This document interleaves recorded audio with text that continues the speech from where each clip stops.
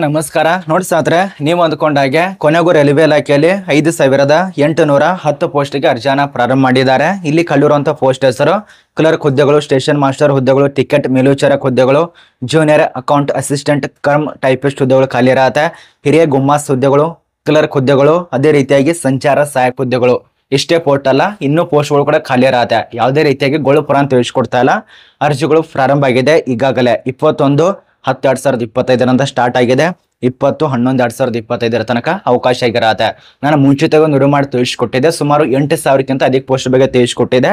ಈಗ ಕರೆದಿರೋದು 5,810 ಪೋಸ್ಟಿಗೆ ನೇಮಕಾತಿ ಆಗ್ತಾ ಇದೆ. ನಾನು ಹಿಂದ್ಗಡೆ ನೋಡಿ ಇಲ್ಲಿ ಖಾಲಿ ಇರುವಂತ ಸಂಸ್ಥೆ ಹೆಸರು ನೋಡಿ, ಭಾರತೀಯ RRB ರೈಲ್ವೆ ಇಲಾಖೆ. ಕೊನೆಗೂ ನಿಮಗೆ ಅದೃಷ್ಟ ಕೂಡ ಬಂದಿದೆ. ಈ ಒಂದು ನೇಮಕಾತಿ ಯಾರು ಕೂಡ ಮಿಸ್ ಮಾಡ್ಕೋಬೇಡಿ. ತುಂಬಾ ಜನ ಫಾಲ್ತು ಮಂದಿ ಕಮೆಂಟ್ ಮಾಡ್ತಾ ಇರ್ತಾರ, ಇದು ಫೇಕ್ ಇದೆ, ಫೇಕ್ ಇನ್ಫಾರ್ಮೇಶನ್ ಅಂತೇಳಿ. ನೋಡಿ, ನಿಮ್ ಕಣ್ ಕಿಸದ್ ನೋಡ್ಕೊತ ಬರ್ರಿ. ನೋಡಕ್ ಆಗಲಿಲ್ಲ ಅಂದ್ರೆ ಅನ್ಸಬ್ಸ್ಕ್ರೈಬ್ ಮಾಡ್ಕೊಂಡು ಮುಂದ್ಗಡೆ ಹೋಗಿ. ಸುಮ್ನೆ ನಿಮ್ ಟೈಮ್ ವೇಸ್ಟ್ ಆಡ್ದೆ ನಿಮ್ ಜೀವನ ಹಾಳು ಮಾಡೋದಲ್ದೆ ಬೇರೆದವ್ರ ಜೀವನ ಯಾಕೆ ಹಾಳು ಮಾಡ್ತಾ ಇದ್ದೀರಾ? ನಿಮ್ಮಂತವ್ರಿಗೆ ನಾಚಿಕಿಲ್ಲ, ಮಾನಿಲ್ಲ, ಮರ್ಯಾದಿಲ್ಲ. ಮೂರು ಬಿಟ್ಟೆ ಈ ಒಂದು ಯೂಟ್ಯೂಬ್ನ ತೆರಿತಾ ಇರ್ತೀರ. ನಾನು ಈಗಲೇ ಹೇಳ್ತಾ ಇದ್ದೇನೆ, ಇಂಥವ್ರು ಏನಾದ್ರು ಫಾಲ್ತು ಮಂದಿಗಳು ಅನ್ಸಬ್ಸ್ಕ್ರೈಬ್ ಮಾಡ್ಕೊಂಡು ಹೋಗ್ಬೋದು. ಪಾಪ ನಿಮ್ಮಿಂದ ಕಲಿಯುವಂತ ವಿದ್ಯಾರ್ಥಿಗಳಿಗೆ ತುಂಬಾ ಅನ್ಯಾಯ ಆಗ್ತಾ ಇದೆ. ತುಂಬಾ ಅಂದ್ರೆ ತುಂಬಾ ಅನ್ಯಾಯ. ನೀವೇನು ಕಮೆಂಟ್ ಮಾಡ್ತಿರಲ್ಲ, ಹಲಿಕೆಟ್ಟ ಕಮೆಂಟು, ಅದರಿಂದ ಕೆಲವು ಜನರಿಗೆ ತೊಂದರೆ ಆಗ್ತಾ ಇದೆ. ಅವ್ರ ಪಾಪ ನೋಡೋರು ಕೂಡ ನೋಡುಗುಡ್ಸಲ್ಲ. ನೀವು ಇಂಥ ಒಂದು ನೋಟಿಫಿಕೇಶನ್ ಆಫೀಸಲ್ಲರು ಅಂತ ನೋಟಿಫಿಕೇಶನ್ ತಿಳಿಸ್ಕೊಟ್ರು ಕೂಡ ಇದು ಫೇಕ್ ಇದೆ ಅಂತ ಅಂತೀರ. ಈಗ ನಮ್ಮ ಒಂದು ಭಾರತದಲ್ಲಿ ಪ್ರಧಾನಮಂತ್ರಿ ಇದಾರಲ್ಲ, ಅವರು ಕೂಡ ಫೇಕೇ ಇದ್ದಾರೆ. ನಾನು ಹೇಳ್ತಾ ಇದ್ದೇನೆ, ಇದು ನಾನು ಕೂಡ ಫೇಕೇ ಇದ್ದೀನಿ, ನೀವೇ ಫೇಕ್ ಇದ್ದೀರಾ. ಎಲ್ಲದಕ್ಕೂ ಒಂದು ಮಾತು ಬರತ್ತೆ, ಅನ್ನಕ್ಕೆ ಹೋಗಲ್ಲ ಅಂದ್ರೆ ಮತ್ತದು ತುಂಬಾ ಲಾಂಗ್ ಆಗತ್ತೆ. ಆದ ಕಾರಣ ಬೇಡ, ಅರ್ಥ ಮಾಡ್ಕೊಳ್ಳಿ. ಆಫೀಸಲ್ಲರು ಅಂತ ನೋಟಿಸ್ ಸಮೇತ ನಾನು ನಿಮಗೆ ತಿಳಿಸ್ಕೊಡ್ತಾ ಇದ್ದೇನೆ ಅಂದ್ರೆ ತಿಳ್ಕೊಳ್ಳಿ. ಬುದ್ಧಿ ಬಡ್ಡಿಯಾಗಿ ಇಟ್ಕೋಬೇಡಿ, ಮೇಲ್ಗಡೆ ಇಟ್ಕೊಳ್ಳಿ ಸ್ವಲ್ಪ. ಮತ್ತೊಂದ್ಸಲ ಹೇಳಲ್ಲ ನೋಡಿ, ಆಸಕ್ತಿ ಇದ್ದವ್ರು ಅಪ್ಲಿಕೇಶನ್ ಹಾಕಿ, ಯಾವುದೇ ರೀತಿಯಾಗಿ ಗೊಳ್ಳಲ್ಲ. ಇಲ್ಲಿ ನೋಡಿ ಯಾವ್ಯಾವ ಪೋಸ್ಟಿಗೆ ಅರ್ಜಿ ಕರೆದಿದ್ದಾರೆ, ಅದರ ಬಗ್ಗೆ ಅದಕ್ಕೆ ಸಂಬಂಧಪಟ್ಟಂತೆ ಮಾಹಿತಿ ಇರತ್ತೆ. ನಿಮಗೆ ಆಫೀಸಲ್ಲರು ಅಂತ ಇದರದ್ದು ದಿನಾಂಕ ತಿಳಿಸ್ಕೊಡ್ತೇನೆ ನೋಡಿ. ಮಬ್ಬಗಳವ್ರ ನೋಡ್ರಿ, ಇಲ್ಲಿ ಮಬ್ಬಗಳು ಯಾರ್ಯಾರು ಇದ್ದಾರಲ್ಲ, ಫೇಕ್ ಅಣ್ಣವ್ರು ಇದ್ದಾರಲ್ಲ ನೋಡ್ರಿ, ಇಲ್ಲಿ ಮಬ್ಬಗಳವ್ರ. ಇದಕ್ಕೆ ಸಂಬಂಧಪಟ್ಟಂತೆ ಮೊದಲಿಗೆ ಒಂದು ಮಾಹಿತಿ ರಿಲೀಸ್ ಮಾಡಿದ್ರು, ಅದ್ರ ಬಗ್ಗೆ ತಿಳಿಸ್ಕೊಟ್ಟಿದ್ದೇನೆ. ಈಗ ಆಫ್ಲೈನ್ ಅಲ್ಲಿ ಅರ್ಜಿ ಸಲ್ಲಿಸುವಂತ ಆನ್ಲೈನ್ ಡೇಟ್ ಓಪನ್ ಆದಂತ 21/10/2025 ನೋಡ್ರಿ, ಮಬ್ಬಗಳು ಯಾರ್ಯಾರು ಇದ್ದೀರಿ. ಅದ ನಂತರ ಕ್ಲೋಸ್ ಡೇಟ್ ಅರ್ಜಿ ಸಲ್ಲಿಸುವಂತ ಸಬ್ಮಿಟ್ ಮಾಡುವಂತ ದಿನಾಂಕ 20/11/2025. ಅದ ನಂತರ ಲಾಸ್ಟ್ ಡೇಟು. ನಿಮ್ಮ ಒಂದು ಅಪ್ಲಿಕೇಶನ್ ಐತೆ ಅಂದ್ರೆ ಹಂಗೆ ಪುಕ್ಸೆಟ್ ಕೊಡೋದಿಲ್ಲ. ಅವರು ಅಪ್ಲಿಕೇಶನ್ ಫೀಸ್ ಇಟ್ಟಿರ್ತಾರೆ. ಪುಕ್ಸೆಟ್ ಕೊಡೋದಕ್ಕೆ ಇದು ನಿಮ್ಮ ಮನೆ ಅವ್ರ ಮನೆ ಇರೋದಿಲ್ಲ, ಸರ್ಕಾರ ಕೊಡಲ್ಲ ಅಂತ. ಇದಕ್ಕೆ ಸಬ್ಮಿಟ್ ಮಾಡೋದಕ್ಕೆ ಕೊನೆಯ ದಿನಾಂಕ 22/11/2025. ಅಲ್ಲಿ ತನಕ ನಿಮಗೆ ಅಪ್ಲಿಕೇಶನ್ ಫೀಸು ಸಬ್ಮಿಟ್ ಮಾಡಬೇಕು. ಅದೇ ರೀತಿಯಾಗಿ ನಿಮಗೆ ಪರೀಕ್ಷೆ ಕೂಡ ಇರ್ತಾರೆ, ಹಂಗೆ ಪುಕ್ಸಟಿ ಕೊಡೋದಿಲ್ಲ. ಪ್ರತಿಯೊಂದು ಕಡೆ ಲಂಚ ಇದೆ ಅಂತೇಳಿ ರೈಲ್ವೆ ಇಲಾಖೆಯಲ್ಲಿ ಕೆಲವು ಕೂಡ ಇರೋದಿಲ್ಲ. ಅದಕ್ಕೂ ಕೂಡ ಒಂದು ಪರೀಕ್ಷೆ ಇಟ್ಟಿರ್ತಾರೆ. ಮತ್ತು ನಿಮ್ಮ ಏನಾದ್ರು ತಪ್ಪಿತ್ತಂದ್ರೆ ತಿದ್ದುಪಡಿ ಮಾಡೋದಕ್ಕೆ ಅವಕಾಶ ಕೊಟ್ಟಿದ್ದಾರೆ. ಅದ ನಂತರ ನಿಮ್ಮ ಒಂದು ಡೇಟ್ ಆಗಲೇ ತಿಳಿಸ್ಕೊಟ್ಟೇನಲ್ಲ, ಅದೆಲ್ಲ ಇರತ್ತೆ, ಚೆಕ್ ಮಾಡ್ಕೊಳ್ಳಿ. ಏನು ಇದಕ್ಕೆ ಸಂಬಂಧಪಟ್ಟಂತೆ ಪೋಸ್ಟ್ ವೈಸು ವಯೋಮಿತಿ ಅದೆಲ್ಲ ಡೀಟೇಲ್ಸ್ ಇರತ್ತೆ ನೋಡಿ. ಕಣ್ ಕಿಸೋದು ನೋಡಿ, ಯಾರು ಫಾಲ್ತು ಇದ್ದೀರಲ್ಲ ಫೇಕ್ ಅನ್ನೋರು ನೋಡ್ಕೊಳ್ಳಿ, ಕಣ್ ಕಿಸೋದು. ಬೇಕಾದ್ರೆ ಈ ಒಂದು ಆಫೀಸಲ್ಲರು ಅಂತ ನೋಟಿಸ್ ನಮ್ಮ ಒಂದು ಟೆಲಿಗ್ರಾಮ್ ಗ್ರೂಪ್ ನಲ್ಲಿ ಕೊಟ್ಟಿದ್ದೇನೆ, ಚೆಕ್ ಮಾಡ್ಕೊಳ್ಳಿ. ಬೇಕಾದ್ರೆ ಕೆಳಗಡೆ ಡಿಸ್ಕ್ರಿಪ್ಷನ್ ಬಾಕ್ಸ್ ಲಿಂಕ್ ಇರತ್ತೆ, ಚೆಕ್ ಮಾಡ್ಕೊಳ್ಳಿ. ಇಲ್ಲಿ ನೋಡಿ ಯಾವ್ಯಾವ ಪೋಸ್ಟ್ ಇದೆ ಅಂತ ಹೇಳಿ. ಟಿಕೆಟ್ ಸೂಪರ್ವೈಸರ್ ಪೋಸ್ಟ್ ಇರತ್ತೆ. ಅದ ನಂತರ ಸ್ಟೇಷನ್ ಮಾಸ್ಟರ್ ಹುದ್ದೆಗಳು, ಗೂಡ್ಸ್ ಟ್ರೈನ್ ಮ್ಯಾನೇಜರ್ ಹುದ್ದೆಗಳು ಇರತ್ತೆ.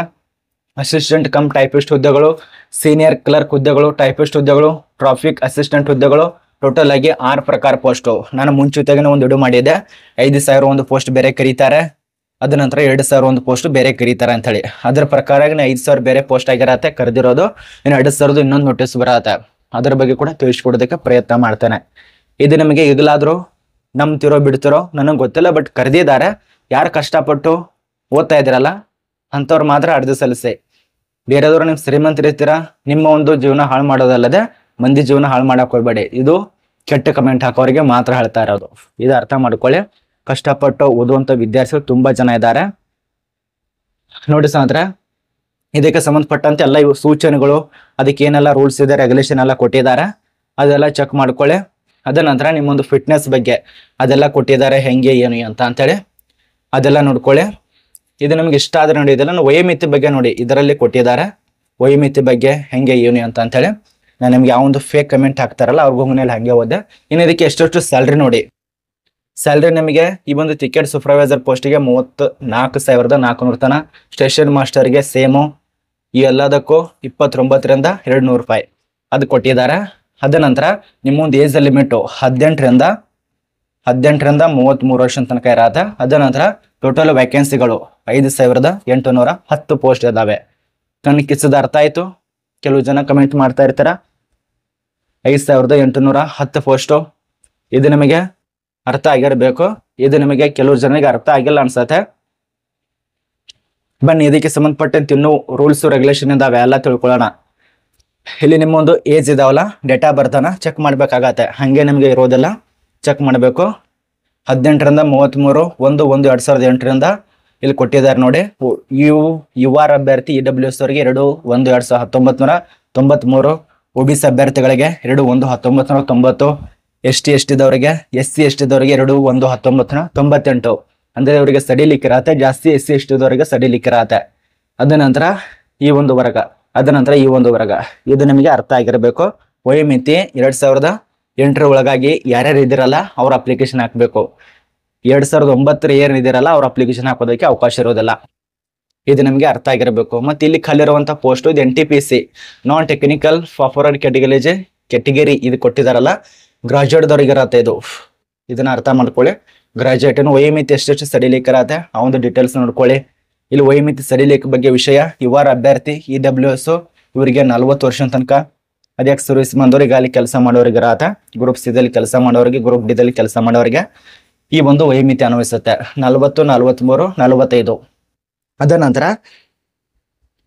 ಈ SC ದವರಿಗೆ 3 ವರ್ಷ ಸಡಿಲಿಕ್ಕೆ 5 ವರ್ಷ, OBC ದವರಿಗೆ 3 ವರ್ಷ, ಎಕ್ಸ್ ಸರ್ವಿಸ್ ಮಂದವರಿಗೆ ಇಲ್ಲಿ ಕೊಟ್ಟಿದ್ದಾರೆ ನೋಡಿ. ಎಕ್ಸ್ ಸರ್ವಿಸ್ ಮಂದವರಿಗೆ ಯುವ ಅಭ್ಯರ್ಥಿ EWS ಅವರಿಗೆ 3 ವರ್ಷ, ಎಕ್ಸ್ ಸರ್ವಿಸ್ ಮಂದವರು OBC NCL ದವರಿಗೆ 6 ವರ್ಷ, ಎಕ್ಸ್ ಸರ್ವಿಸ್ ಮಂದವರು SC ದವರಿಗೆ 8 ವರ್ಷದಿಂದ 10 ವರ್ಷ ತನಕ ಸಡಿಲಿಕ್ಕೆ ಇರತ್ತೆ. ಇದು ನಿಮ್ಗೆ ಅರ್ಥ ಆಗಿರ್ಬೇಕು. ಅದ ನಂತರ ಸುಮಾರು 59 ಪೇಜ್ ಇದೆ. ಇದೆಲ್ಲ ನಿಮಗೆ ತಿಳಿಸ್ಕೊಡ್ತಾ ಹೋಗ್ತಂದ್ರೆ ತುಂಬಾ ಲಾಂಗ್ ಆಗತ್ತೆ. ನಿಮ್ಗೆ ಶಾರ್ಟ್ ಕಟ್ ಆಗಿ ತಿಳಿಸ್ಕೊಡ್ತಾ ಇರೋದು. ಇನ್ನದಕ್ಕೆ ವಯೋಮಿತಿ ಆಯ್ತು, ಹುದ್ದೆಗಳ ಬಗ್ಗೆ ಅರ್ಧ ಮಾಹಿತಿ ತಿಳಿಸ್ಕೊಟ್ಟೆ. ಇನ್ನದಕ್ಕೆ ಎಷ್ಟೆಲ್ಲ ಫೀ ಇರತ್ತೆ, ಅಪ್ಲಿಕೇಶನ್ ಫೀಸು ನೋಡಿ. ಪ್ರತಿಯೊಂದು ಇಲಾಖೆಯಲ್ಲಿ ಬರೀ ಲಂಚನೇ ಇರ್ಲಿಲ್ಲ ಅಂದ್ರೆ ಅವ್ರು ಎಲ್ಲಿ ಬೇಕಾದ್ರೂ ಹೋಗಕ್ಕಾಗಲ್ಲ. ಲಂಚ ಬೇಕು ಅವರಿಗೆ ಪಾಪ. ಕೆಟಗರಿ ವೈಸ್ ನಿಮಗೆ ಇಲ್ಲಿ ಫೀ ಕೊಟ್ಟಿದ್ದಾರೆ ನೋಡಿ. ಯಾರಿಗೆ ಎಷ್ಟೆಷ್ಟಿದೆ ಅಂದ್ರೆ ಇಲ್ಲಿ ನಿಮಗೆ CBT ಟೆಸ್ಟ್ಗೆ ಸಂಬಂಧಪಟ್ಟಂತೆ 500 ರೂಪಾಯಿ ಇರತ್ತೆ. ಅದ ನಂತರ ಯುವ ಅಭ್ಯರ್ಥಿ ಆಲ್ ಫಾರ್ ಕ್ಯಾಂಡಿಡೇಟ್ಗೆ ಸಂಬಂಧಪಟ್ಟಂತೆ ಅಂದ್ರೆ ಎಲ್ಲಾ ವರ್ಗದವರು, ಇವರನ್ನ ಬಿಟ್ಟು ಎಲ್ಲ ವರ್ಗದವರಿಗೆ 500 ರೂಪಾಯಿ. ಇನ್ನು SC ST ಎಕ್ಸ್ ಸರ್ವಿಸ್ ಮಂದವರು, ಮಹಿಳಾ ಅಭ್ಯರ್ಥಿಗಳಿಗೆ, ಟ್ರಾನ್ಸ್ಜೆಂಡರ್ದವರಿಗೆ ಅಂದ್ರೆ ತೃತೀಯ ಲಿಂಗದ ಮಹಿಳೆಯರಿಗೆ, PWBD ಅಭ್ಯರ್ಥಿಗಳಿಗೆ 250 ರೂಪಾಯಿ. ಇವ್ರು ನೋಡಿ ಕಷ್ಟಪಟ್ಟ ಈ ಒಂದು ತೃತೀಯ ಲಿಂಗದ ಮಹಿಳೆಯರು ಕೂಡ ಓದ್ತಾ ಇರ್ತಾರ. ಕೆಲವು ಜನ ಓದ್ತಾ ಇರ್ತಾರ, ಇಲ್ಲ ಅಂತಲ್ಲ, ಎಲ್ಲರೂ ಹಂಗೂ ಇರೋದಿಲ್ಲ. ಕೆಲವು ಜನ ಓದ್ತಾ ಇರ್ತಾರ, ಅಂತವ್ರಿಗೆ ತುಂಬಾ ಅನುಕೂಲ ಆಗತ್ತೆ. ಓದಿ ಕಷ್ಟಪಟ್ಟು ಹೋದ್ರೆ ನಿಮ್ಗೆ ಕೂಡ ಸ್ಯಾಲ್ರಿ ಸಿಗತ್ತೆ, ಸಂಬಳ ಸಿಗತ್ತೆ, ಜಾಬ್ ತಗೋತೀರಾ, ಎಲ್ಲ ಇರತ್ತೆ. 250 ರೂಪಾಯಿ ಇಲ್ಲಿ ಅರ್ಧ ಶುಲ್ಕ ಇದೆ ನೋಡಿ. ಅದ ನಂತರ ಇಲ್ಲಿ ರೂಲ್ಸ್ಗಳು ಕೊಟ್ಟಿದ್ದಾರೆ. ರೂಲ್ಸ್ ರೆಗ್ಯುಲೇಷನ್ ಯಾವುದು ಇದು ಅಂತ ಹೇಳಿ ಅದ್ರ ಬಗ್ಗೆ ಸ್ವಲ್ಪ ನೋಡ್ಕೊಳ್ಳಿ. ಅದೇ ರೀತಿಯಾಗಿ ನಿಮ್ಗೆ ಪರೀಕ್ಷೆಗೆ ಸಂಬಂಧಪಟ್ಟಂತೆ ಯಾವ ರೀತಿಯಾಗಿ ಪರೀಕ್ಷೆ ಇರತ್ತಂದ್ರೆ ಇಲ್ಲೇ ಇದೆ. 1 ನಿಮಿಷ ತೋರಿಸ್ತೇನೆ ನಿಮಗೆ ಹೆಂಗೆ ಏನು ಅಂತ ಹೇಳಿ. ಸುಮಾರು 59 ಪೇಜ್ ಇದೆ. ಇದು 59 ಪೇಜ್ ನಿಮಗೆ ತಿಳಿಸ್ಕೊಡಕ್ಕಾಗಲ್ಲ, ಶಾರ್ಟ್ ಕಟ್ ಆಗಿ ತಿಳಿಸ್ಕೊಡ್ತಾ ಇರೋದು.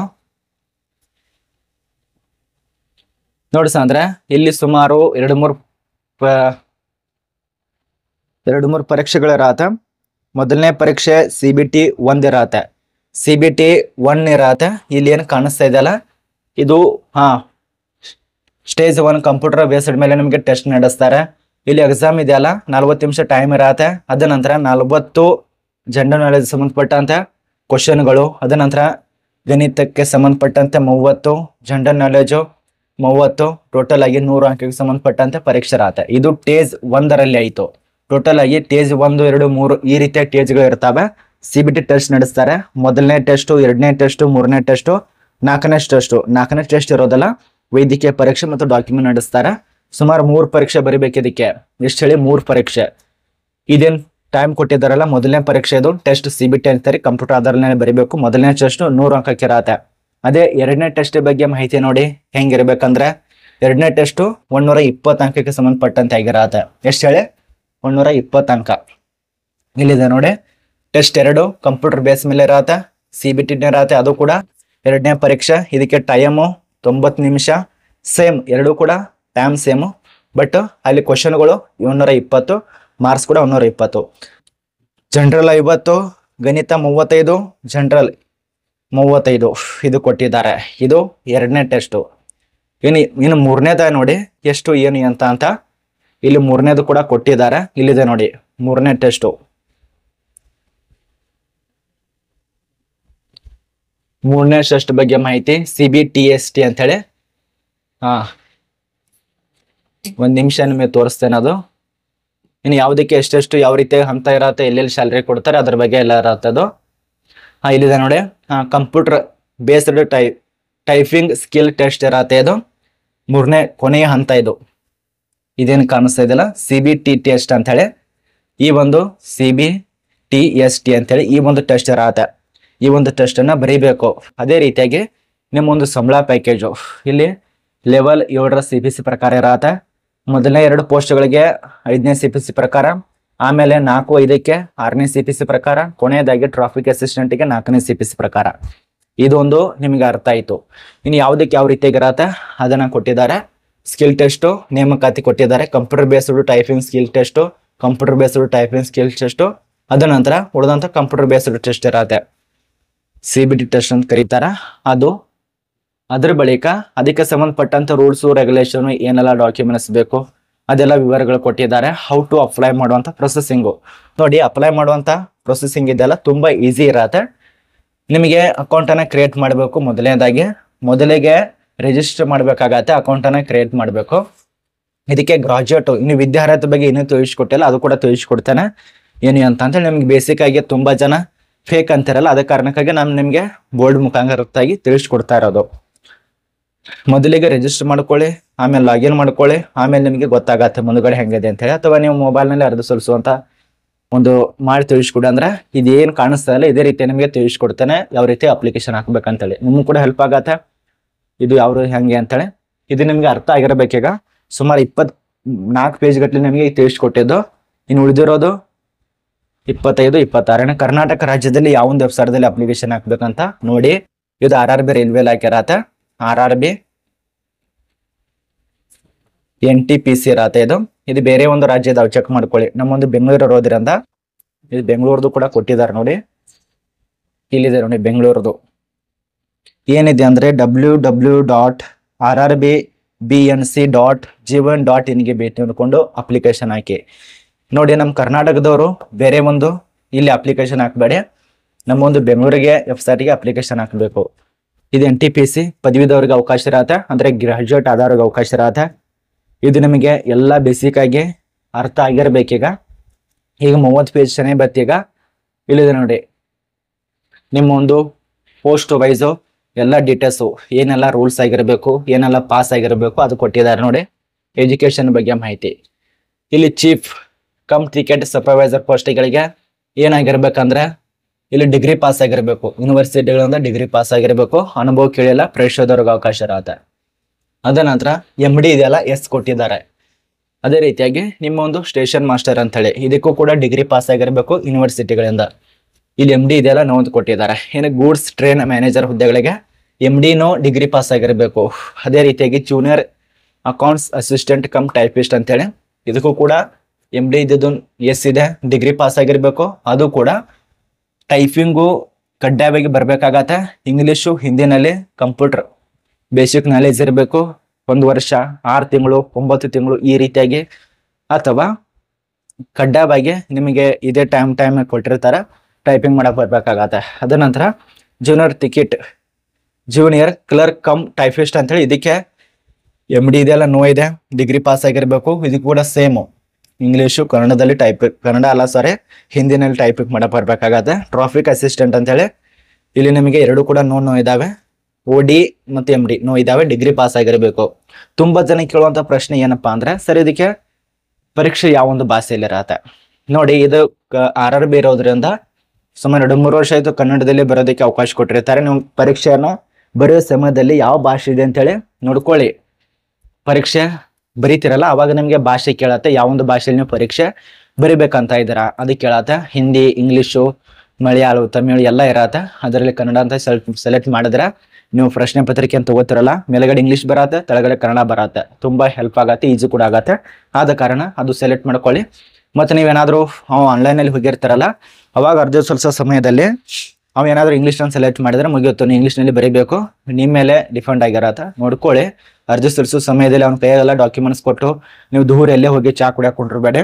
ನೀವೇ ಖುದ್ದಾಗಿ ಅಲ್ಲೇ ಕೂತು ಆರಾಮಾಗಿ ಅಪ್ಲಿಕೇಶನ್ ಹಾಕಿ, ಅಥವಾ ನೀವೇ ಮೊಬೈಲ್ನಲ್ಲಿ ಹಾಕಿ, ಆಮೇಲೆ ಎಲ್ಲಿ ಬೇಕಾದ್ರೆ ತಿರ್ಗಾಡಕೊತ ಹೋಗಿ ಅಪ್ಲಿಕೇಶನ್ ಸಬ್ಮಿಟ್ ಮಾಡ್ಕೊಂಡು ನೀವು ಎದಕ್ಕೆ ಕೆಲಸ ಹೋಗಿರ್ತೀರ ಅದು ಅಷ್ಟೇ ಮುಗಿಸ್ಕೋರಿ. ಅದನ್ನ ಬಿಡೋದು, ಹಂಗೆ ತಿರುಗಾಡೋದು, ಹಂಗೆ ತಿರ್ಗಾರ ಮಾಡಕ್ ಹೋಗ್ಬೇಡಿ. ಇದು ಜೀವನದ ಪ್ರಶ್ನೆ ಆಗಿರತ್ತೆ. ಇದು ನಿಮಗೆ ಅರ್ಥ ಆಗಿರ್ಬೇಕು.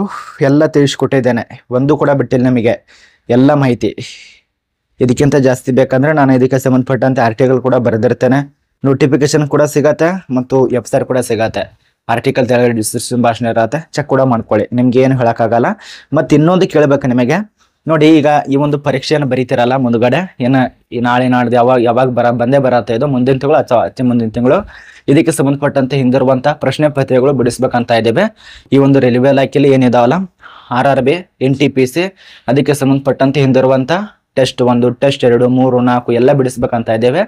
ಅದು ಮಾಡಬೇಕಾ ಬೇಡ ಅಂತ ಕಮೆಂಟ್ ಮಾಡಿ. ನೀವು ಮಾಡಂದ್ರೆ ಎಸ್ ಅಂತೇಳಿ ಕಮೆಂಟ್ ಮಾಡಿ. ಮಾಡ್ಬೇಕಂದ್ರೆ ನಾನು ನಿಮಗೆ ಒಂದು ವಿಡಿಯೋ ಮಾಡಿ ಟೆಸ್ಟ್ 1, ಟೆಸ್ಟ್ 2, ಟೆಸ್ಟ್ 3 ಹಿಂದಿರುವಂತ ಕ್ವಶನ್ ಪೇಪರ್ ಅನ್ನ ಬಿಡಿಸ್ತಾ ನಿಮಗೆ ಈ ರೀತಿಯಾಗಿ ತಿಳಿಸ್ಕೊಡ್ತಾ ಹೋಗ್ತೇನೆ.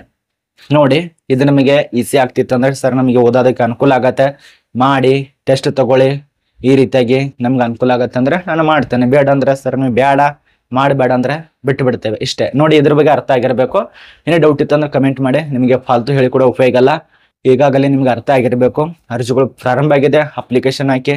ಕರ್ನಾಟಕದ ಹುಬ್ಬಳ್ಳಿ, ಬೆಳಗಾವಿ, ಅದ ನಂತರ ಮಂಗಳೂರು, ಬೆಂಗಳೂರು, ಈ ರೀತಿ ಎಲ್ಲಾ ಕಡೆ ಪೋಸ್ಟ್ ಇರತ್ತೆ. ಆಯ್ಕೆ ಆದ್ರೆ